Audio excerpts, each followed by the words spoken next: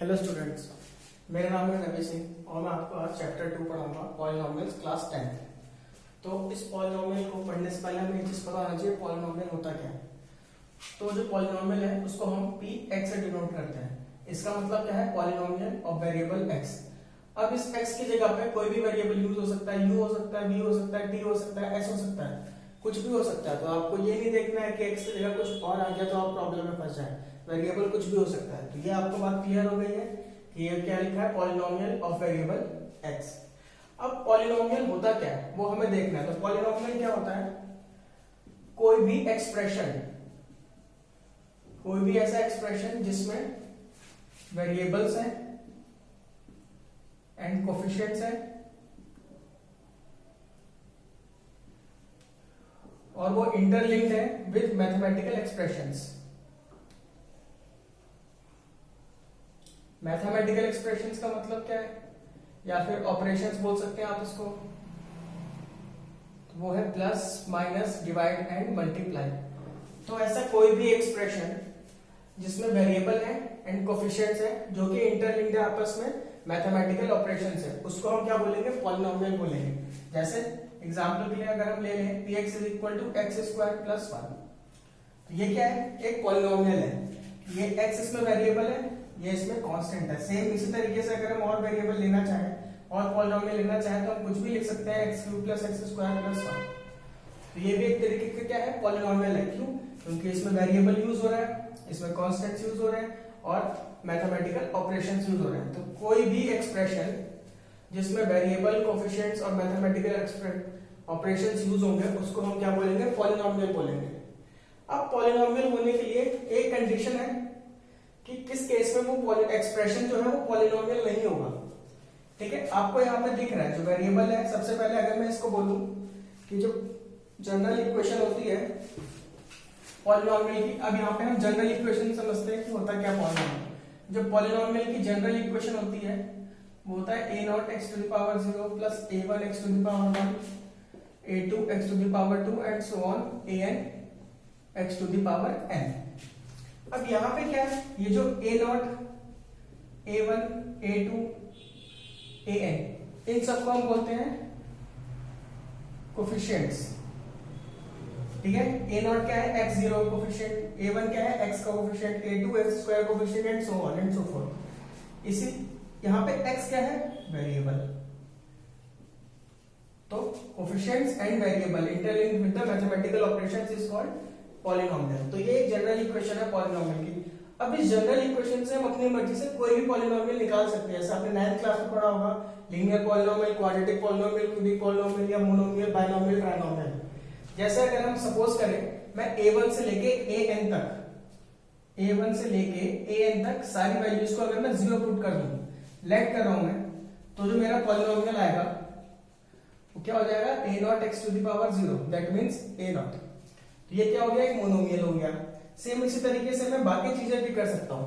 तो इस एक जनरल इक्वेशन से पॉलिनोमियल की मैं जितने भी पॉलिनोमियल से सारे डिराइव कर सकता हूं। तो ये आपको बात समझ आ गई होगी कि ये क्या है? जनरल इक्वेशन है पॉलिनोमियल की। पॉलिनोमियल होता क्या है? ऐसा एक्सप्रेशन जिसमें वेरिएबल एंड कोफिशिएंट्स हैं और मैथमेटिकल ऑपरेशन से वो रिलेटेड है। तो इतना आपको समझ आ गया होगा। अब नेक्स्ट चीज देखते हैं इसमें। अब ये एक्सप्रेशन पॉलिनोमियल कब नहीं कहलाएगा वो देखते हैं। अभी हमने देखा कि कब कहलाया जाता है पॉलिनोमियल। अब कब नहीं कहलाया जाएगा? व्हेन, दो केस हैं इसके, व्हेन पावर, या फिर इसको हम क्या बोल सकते हैं? Exponent of variable. वेरिएबल यहां पे क्या है? x। ये चीज याद रखना, x की पावर 1, x की पावर 2, x की पावर 3, ये वेरिएबल्स की पावर है, बट वेरिएबल सिर्फ एक ही है, x। व्हेन पावर या exponent of variable is negative. First है नेगेटिव। अगर किसी भी एक्सप्रेशन में वेरिएबल की जो पावर है वो नेगेटिव हो गई तो उसको हम पॉलिनोमियल कंसीडर नहीं करेंगे। जैसे एग्जांपल के लिए x⁴ -1 + 1, तो यहां पे क्या है? वेरिएबल की पावर नेगेटिव है, इसको हम इस तरीके से भी लिख सकते हैं। तो इस एक्सप्रेशन को हम पॉलिनोमियल कंसीडर नहीं करेंगे। ये आपको ध्यान रखना, जब भी वेरिएबल की पावर नेगेटिव होगी तो उस एक्सप्रेशन को हम पॉलिनोमियल नहीं बोलेंगे, तो ये पॉलिनोमियल नहीं है। सेम इस तरीके से सेकंड, अगर पावर नेगेटिव है तो भी पॉलिनोमियल नहीं होगा, या फिर पावर क्या है फ्रैक्शनल। फ्रैक्शन का मतलब क्या है, सिंपल सा कि फ्रैक्शन जैसे under root of x plus 1, तो यहाँ पे x की पावर कितनी हो गई 1/2, तो यहाँ पे पावर क्या है हाफ हो गई, तो फ्रैक्शन में आ गई पावर, इसीलिए ये भी पॉलिनोमियल कंसिडर नहीं होगा। तो अभी तक हमने देखा कि कोई भी एक्सप्रेशन पॉलिनोमियल कब बोला जाता है और कब नहीं बोला जाता। कब बोला जाता है, जब उसमें वेरिएबल्स एंड कोएफिशिएंट्स यूज होते हैं यूजिंग मैथमेटिकल ऑपरेशंस। कब नहीं बोला जाएगा, अगर उन्हीं वेरिएबल्स में पावर जो है वो नेगेटिव हो गई या फिर फ्रैक्शन में आ गई, तो उस एक्सप्रेशन को हम क्या पॉलिनोमियल नहीं बोलेंगे। तो आपको इतना समझ आ गया होगा, बहुत इजी है। मैं बिल्कुल स्टार्टिंग से बेसिक से पढ़ा रहा हूँ, कुछ भी इससे पहले का नहीं है पॉलिनोमियल्स में, सब कुछ यहीं से आपको देखना है। तो पहली चीज समझ आ गई आपको। अब सेकंड चीज है कि पॉलिनोमियल का क्लासिफिकेशन। तो जैसे अभी मैंने बताया था, पॉलिनोमियल को क्लासिफाई करने के लिए दो तरीके से क्लासिफाई होता है। तो इससे पहले हम एक और चीज देख लेते हैं क्लासिफिकेशन से पहले, वो है डिग्री ऑफ पॉलिनोमियल। तो डिग्री ऑफ पॉलिनोमियल होता क्या है, होता है highest power of variable, highest power of variable in given polynomial. जो भी आपको पॉलिनोमियल गिवन है उसमें जो हाईएस्ट पावर है वेरिएबल की, उसको हम क्या बोलेंगे डिग्री ऑफ पॉलिनोमियल। जैसे आप एग्जांपल ले लें, px is equal to x square plus 1, तो यहाँ पे वेरिएबल की हाईएस्ट पावर कितनी है 2, तो इसकी डिग्री कितनी होगी 2। नेक्स्ट एग्जांपल, x की पावर 10 प्लस x की पावर 9 प्लस x की पावर 7 प्लस x की पावर 0, तो इसमें डिग्री कितनी होगी 10। क्यों, क्योंकि क्या बोला गया है जो हाईएस्ट पावर है वेरिएबल की वही क्या होगा उसकी डिग्री होगा। नेक्स्ट अगर एग्जांपल देखें तो x की पावर 0 प्लस 1, तो इसमें डिग्री कितनी है 0, या फिर हम इसको सिंपल लिख सकते हैं px इज इक्वल टू 1, तो इसका भी आंसर सेम ही होगा, इसकी डिग्री कितनी है 0। ठीक है, ये हुआ डिग्री का कॉन्सेप्ट कि जो भी हाईएस्ट पावर है वेरिएबल की वो उसकी क्या हो जाएगी डिग्री हो जाएगी। सेकंड चीज, जो पॉलिनोमियल की डिग्री है, जो भी पॉलिनोमियल की डिग्री है उतने ही नंबर ऑफ जीरोस होंगे। ये मैं आपको थोड़ी देर बाद पता चलेगा कि जीरोस होते क्या है, बट अभी यहाँ पे आप देख सकते हैं कि जो भी डिग्री ऑफ पॉलिनोमियल होती है उतने ही उसके नंबर ऑफ जीरोस होंगे। इसका मतलब क्या है कि अगर मैं इस पॉलिनोमियल की बात करूं और इसमें पूछा जाए कि जीरोस कितने होंगे, तो इसके जीरोस कितने होंगे 2, क्योंकि डिग्री कितनी है 2। इसमें कितने होंगे 10, इसमें कितने होंगे 0। तो ये चीज ध्यान रखनी है कि जितने डिग्री होगी पॉलिनोमियल की उतने ही नंबर ऑफ जीरोस भी होंगे। तो आपको समझ आ गया होगा डिग्री क्या है। अब हम आते हैं पॉलिनोमियल के क्लासिफिकेशन पे, किस तरीके से इसको क्लासिफाई कर सकते हैं। तो जो पॉलिनोमियल है ये दो तरीके से क्लासिफाई हो रखा है, on the basis of degree, degree के बेसिस पे क्लासिफाई हो रखा है, and second on basis of number of terms, कि उसमें टर्म्स कितनी है उसके बेसिस पे क्लासिफाई हो रखा है। तो अगर डिग्री 1 है, जैसे एग्जांपल के लिए px is equal to x plus 1, तो यहाँ पे x की मैक्सिमम पावर कितनी है 1, तो इसको क्या है डिग्री इसकी 1, तो इस पॉलिनोमियल को हम क्या बोलेंगे लीनियर, इसको हम बोलते हैं लीनियर पॉलिनोमियल। तो इस पॉलिनोमियल को क्या बोला जाएगा लीनियर पॉलिनोमियल। अगर डिग्री 2 होती है, जैसे एग्जांपल के लिए px is equal to x square plus x, तो यहाँ पे डिग्री कितनी है इसकी 2, तो इसको हम बोलेंगे क्वाड्रेटिक पॉलिनोमियल। ये इंपॉर्टेंट चीज है। अगर डिग्री 3 है, एग्जांपल के लिए px is equal to x cube plus x square plus x, तो इसमें आपको दिख रहा है कि इसकी मैक्सिमम एक्स की पावर कितनी है 3, तो इसकी डिग्री कितनी हो गई 3, तो इसको हम बोलेंगे क्यूबिक पॉलिनोमियल। एक मार्क्स में एमसीक्यू क्वेश्चंस में आपको इजीली पूछ सकते हैं और ये बहुत इजी कॉन्सेप्ट है, कुछ भी नहीं है इसमें। On the basis of degree इस तरीके से क्लासिफाई होगा, on the basis of number of terms. तो नंबर ऑफ टर्म्स का मतलब क्या है, मान लीजिए अगर एक टर्म है, जैसे एग्जांपल के लिए px is equal to x, या फिर p x is equal to 1। ये अलग अलग क्यों लिख दिए, क्योंकि यहाँ पे वेरिएबल है, कांस्टेंट है, बस एक ही टर्म होनी चाहिए, चाहे वो कोई भी हो, चाहे वेरिएबल भी हो सकता है, वो कांस्टेंट भी हो सकता है। तो इसको हम बोलते हैं मोनोमियल। क्या बोलते हैं? मोनोमियल। अगर नंबर ऑफ टर्म्स 2 हैं, ऐसे एग्जांपल के लिए p x is equal to x plus 1 या फिर एक्स स्क्वायर प्लस एक्स, तो इसको हम बोलेंगे बाइनोमियल। क्यों? क्योंकि इसमें नंबर ऑफ टर्म्स कितनी है? सिर्फ 2 हैं, 3।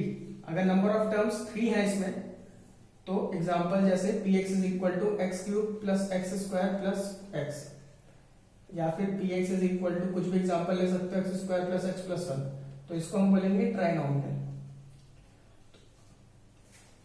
तो आपको ये चीज समझ आया होगा, जो क्लासिफिकेशन है बस वो 2 तरीके के classification, on the basis of degree and on the basis of number of terms. ठीक है, तो यहाँ पे ये चीज है, और यहाँ पे ये अलग 1 है, 2 है, 3 है, तो मोनोमियल, बाइनोमियल, ट्राइनोमियल। अगर डिग्री 1 तो लीनियर, डिग्री 2 क्वाड्रेटिक, डिग्री 3 तो क्यूबिक होगा। होप कि आपको ये सारा समझ आया होगा। अभी तो कुछ भी हमने नहीं करा, बहुत सिंपल चीजें पढ़ाई गई हैं। ठीक है,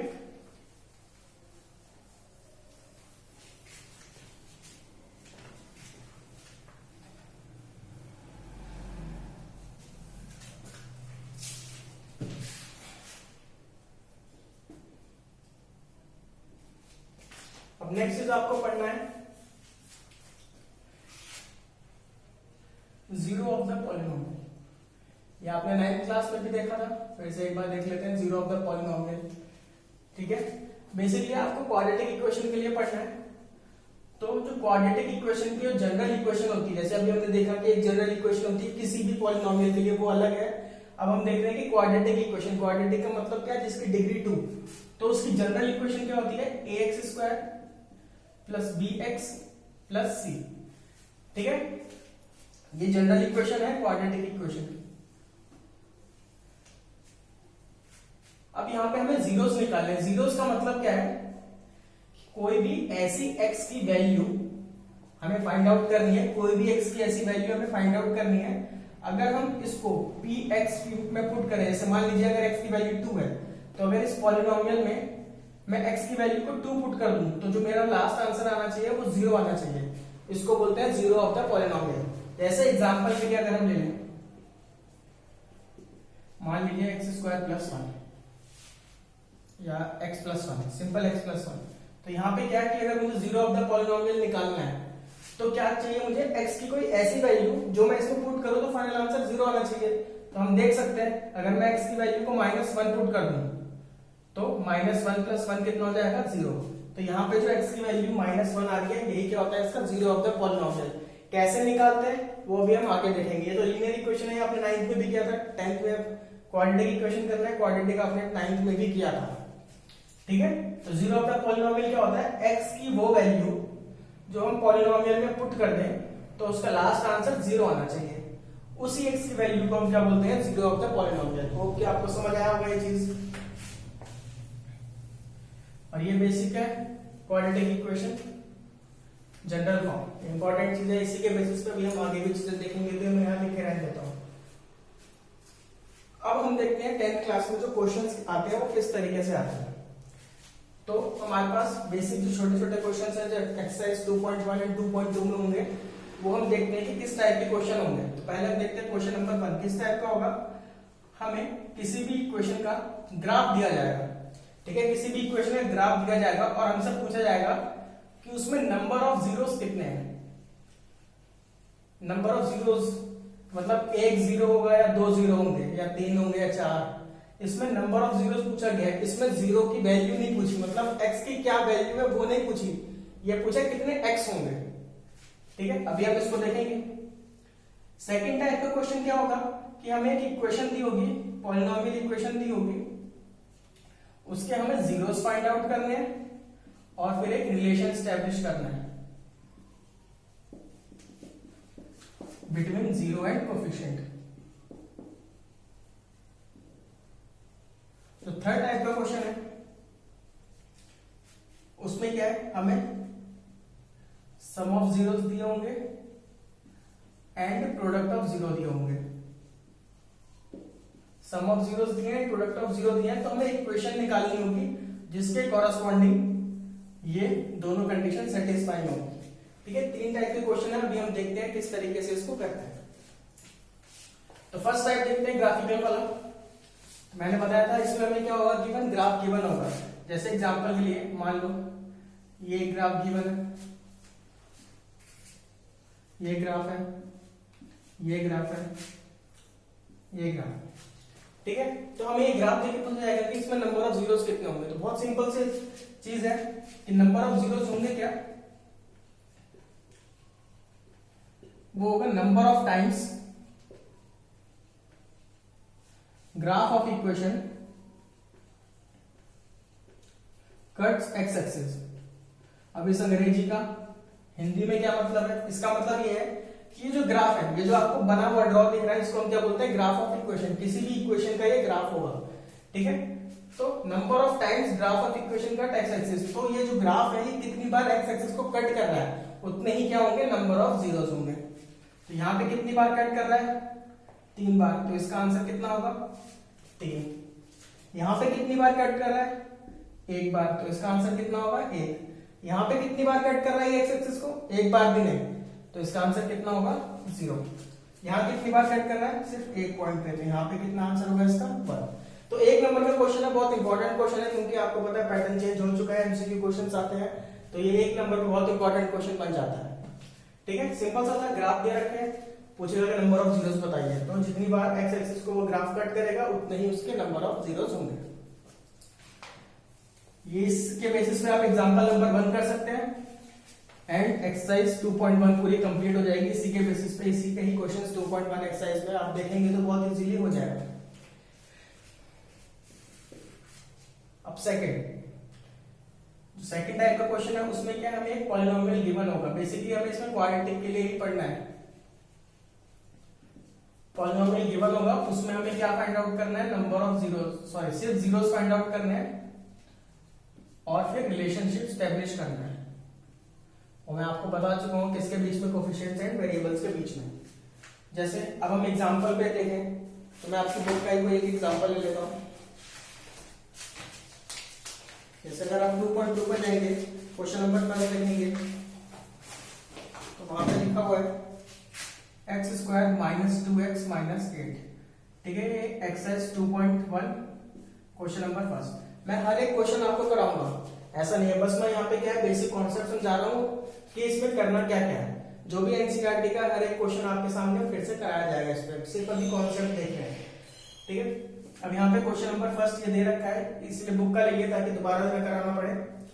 तो हमें सबसे पहले क्या करना है, इसका जीरोस फाइंड आउट करने हैं, फिर उसके बाद रिलेशनशिप स्टैब्लिश करना है। तो जीरोस, कभी भी क्वाड्रेटिक इक्वेशंस को सॉल्व करना है तो हमें पता है कि इसमें क्या यूज होता है, स्प्लिटिंग द मिडल टर्म।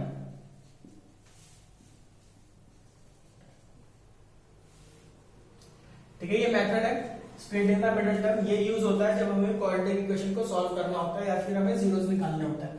तो स्टेप क्या है, पहला स्टेप कि जो भी x² का कोफिशिएंट है, यहाँ कुछ नहीं है तो यहाँ 1 है, और यहाँ कितना है, 8। ठीक है, इन दोनों को मल्टीप्लाई करें, तो मल्टीप्लाई कर दिया। सेकंड स्टेप, अब जो भी मल्टीप्लाई के बाद आया उसका एलसीएम ले ले, तो एलसीएम लेंगे। तो यहाँ पे कितना भी बड़ा एलसीएम है, आपको करना क्या है, इनको ब्रेक करना है और ग्रुप करना है 2 पार्ट्स में। ठीक है, जैसे 2 × 2 × 2 लिखा हुआ है, अब यहाँ पे 3 टर्म्स दिख रही है, बट हमें क्या करना है, इनको ग्रुप करना है इस तरीके से कि लास्ट में 2 ही पार्ट बचे। तो मैंने एक पार्ट बना लिया 4 और एक पार्ट बना लिया 2। ठीक है, अब इनका क्या करना है, अब इनका ये चीज करना है कि इसको इनके बीच में प्लस या माइनस का साइन लगाना है, सच दैट कि जो मेरा आंसर आना चाहिए वो कोफिशिएंट ऑफ x होना चाहिए। ठीक है, कोफिशिएंट ऑफ x होना चाहिए। तो अगर मैं यहाँ पे माइनस लगा दूं और यहाँ प्लस लगा दूं और वेरिएबल x है, तो जो मेरा लास्ट रिजल्ट निकल के आएगा वो -2x ही आएगा लास्ट रिजल्ट निकल के। तो इसका मतलब इस -2x की जगह मैं ये लिख सकता हूं, तो मैं इसकी जगह ये पुट कर दूंगा।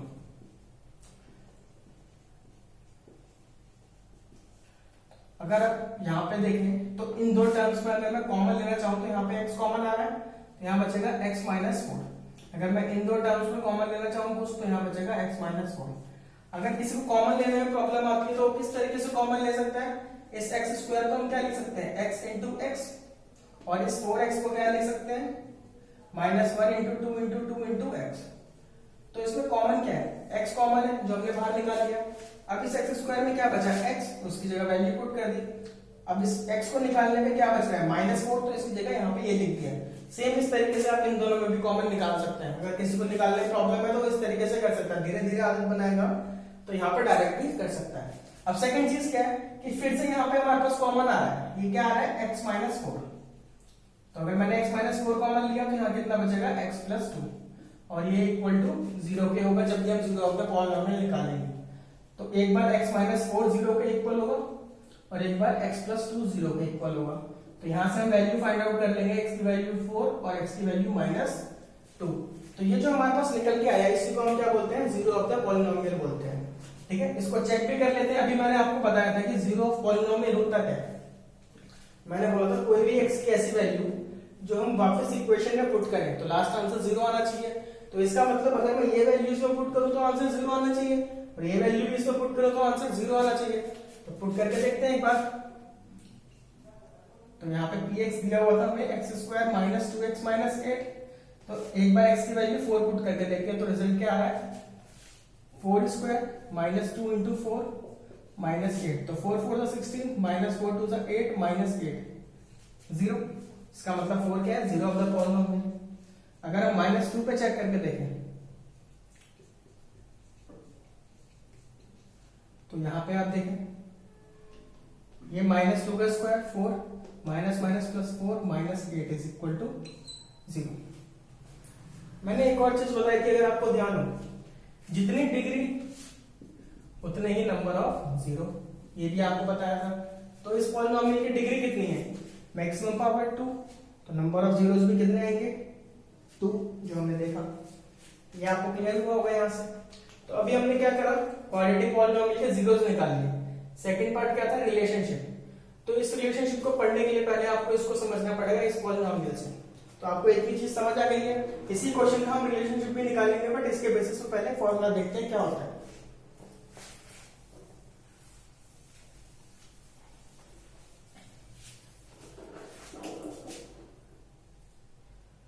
तो अभी जो हमारा पॉलिनोमियल निकला था, एक वैल्यू निकली थी 4 और एक वैल्यू निकली थी -2। तो इन रिलेशनशिप को पढ़ने के लिए सिर्फ और सिर्फ, जैसे यहाँ पे x की वैल्यू -4 थी, यहाँ 4 थी, और यहाँ पे x की वैल्यू -2 थी, तो हम इसको अल्फा मान के चलते हैं। सिर्फ ये नोटेशन है और कुछ भी ज्यादा इसमें सोचने की जरूरत नहीं है। एक को अल्फा मान लेते हैं और एक को बीटा मान लेते हैं, इसमें कुछ भी ज्यादा सोचने की जरूरत नहीं है। ठीक है, सिर्फ आपको समझ लेना है कि अगर एक अल्फा है तो दूसरा बीटा होगा। आप चाहे इसको अल्फा मान लें तो भी कोई प्रॉब्लम नहीं है, इसको बीटा मान लें तो भी कोई प्रॉब्लम नहीं है। तो अब इसी को जनरलाइज वे में अगर आप पढ़े तो अगर ये क्वाड्रेटिक इक्वेशन है तो इसको 2 जीरो होने चाहिए। तो एक क्या हुआ, अल्फा, और एक हो गया बीटा, क्योंकि अलग अलग सेपरेट करना, दोनों को अलग अलग नाम से बताना, इसलिए अल्फा और बीटा यूज कर लिया। तो पहला रिलेशन क्या है, सम ऑफ जीरोस। जो सम ऑफ जीरोस है मतलब अल्फा प्लस बीटा, वो क्या होता है -b/a। तो b क्या है, कोफिशिएंट ऑफ x,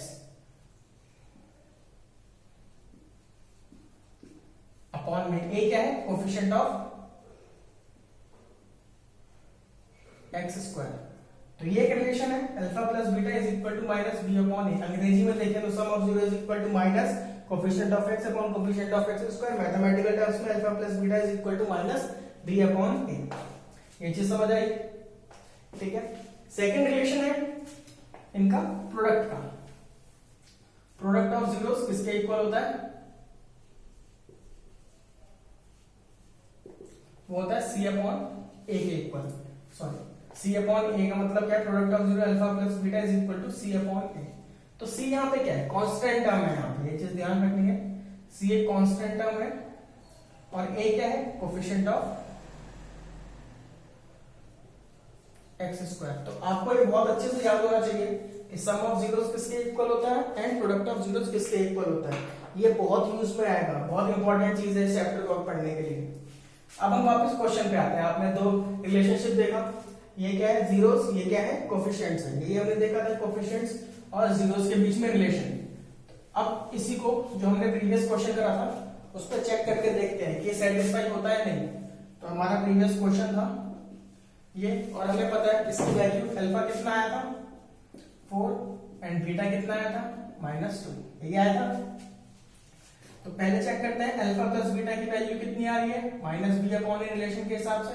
अल्फा कितना है 4, बीटा कितना है -2, b की वैल्यू कितनी है -2। आप जो ध्यान रखना जितने भी कोफिशिएंट है वो विद साइन आएंगे, साइन मिस नहीं करना है। a कितना है 1, 4 - 2 minus into minus plus 2 is equal to 2।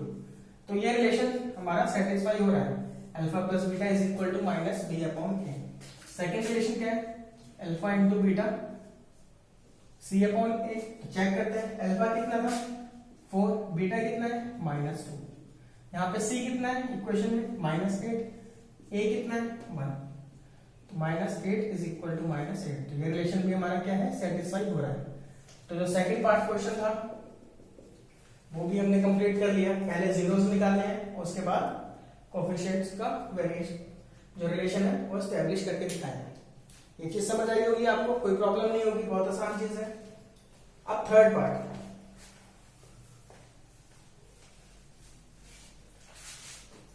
जो हमें क्वेश्चन पूछे जाते हैं उसमें थर्ड पार्ट क्या है। थर्ड क्वेश्चन इस टाइप का है कि हमें सम ऑफ जीरोस गिवन है, मतलब अल्फा प्लस बीटा गिवन होगा एंड प्रोडक्ट ऑफ जीरो भी गिवन होगा। It means alpha into beta given होगा।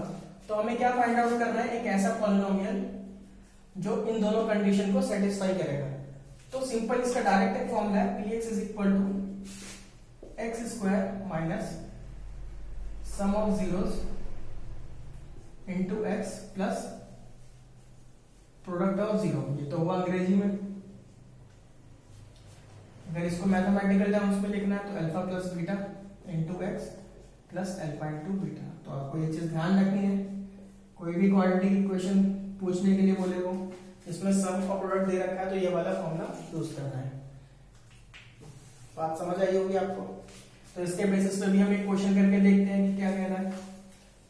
अब आप इसके बेसिस पे अगर 2.2 एक्सरसाइज में फर्स्ट क्वेश्चन देखेंगे, क्वेश्चन नंबर सेकंड का फर्स्ट पार्ट आप क्वेश्चन पढ़ेंगे तो उसमें आपको बोला हुआ है कि जो अल्फा प्लस बीटा की जो वैल्यू है वो 1/4 है and alpha beta is equal to -1। इसमें लैंग्वेज में बोला हुआ है sum of the zeros is 1/4 and product of zeros is -1। Find and equation. तो अभी हमने देखा था इक्वेशन फाइंड आउट करने के लिए डायरेक्ट फॉर्मूला क्या है, x square minus alpha plus beta into x plus alpha into beta. तो आपको करना क्या है, जैसे इसको डायरेक्ट वैल्यूज पुट करनी है तो वैल्यूज पुट करते हैं। अल्फा कितना है, अल्फा प्लस बीटा कितना है 1/4 alpha plus beta into x plus alpha into beta कितना है -1। तो इसको आप सॉल्व करेंगे, x square minus x upon 4 -1। आप इसका एलसीएम ले लेंगे तो हो जाएगा 4x square minus x minus 4। Final result कितना हो जाएगा, तो ये आपका क्या हो गया आंसर। ये इक्वेशन क्या होगी, अगर आप इसके अल्फा और बीटा निकाल के चेक करें अल्फा प्लस बीटा तो इतना आएगा एंड अल्फा इंटू बीटा इतना आएगा। समझ आया। एक और पार्ट कर लेते हैं इसका तो और क्लियर हो जाएगा आपको।